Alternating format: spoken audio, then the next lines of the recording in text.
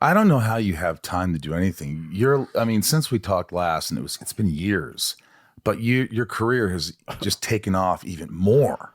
It's like, well, no, it's just obvious. It's like, the Obi-Wan series and Eternals and Chippendales and getting nominated and all these things.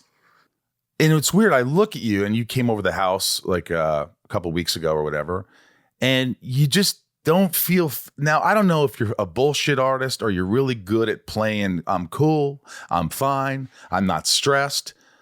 But I mean, even with the stress, I mean, how do you stress out? Do you freak out? Are you getting the anxiety? Are you overwhelmed by now being really up there now with all these opportunities? That's an interesting question. I do have anxiety, and it's been an issue for many, many years. And it was a few years ago actually where I realized like, oh, this is untenable. It's too much anxiety. And there was a few things I realized that I had associated work with stress and nerves and anxiety. And it had become like, because of stand-up, right before you go do stand-up, and that was the first work I did.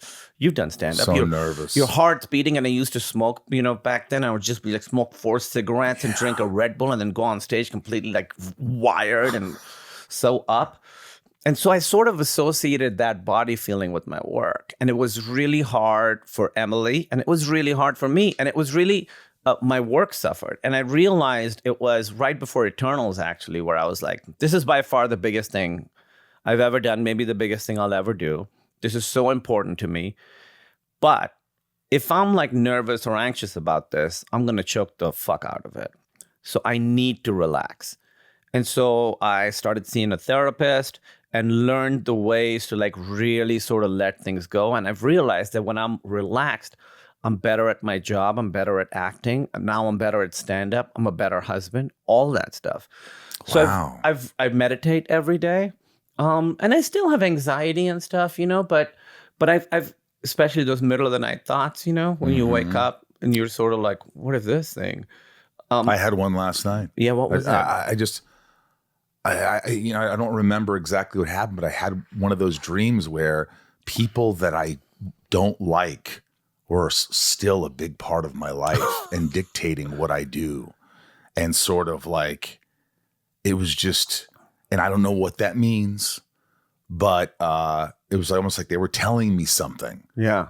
And I don't know, but I have some dark dreams. I should write them down because they're Clive Barker shit sometimes. I find, at least for me, the way I can like interpret my dreams, and I'm not one of those, I don't believe that they tell the future or anything like that. It's just like, to me, it's just a snapshot of your subconscious.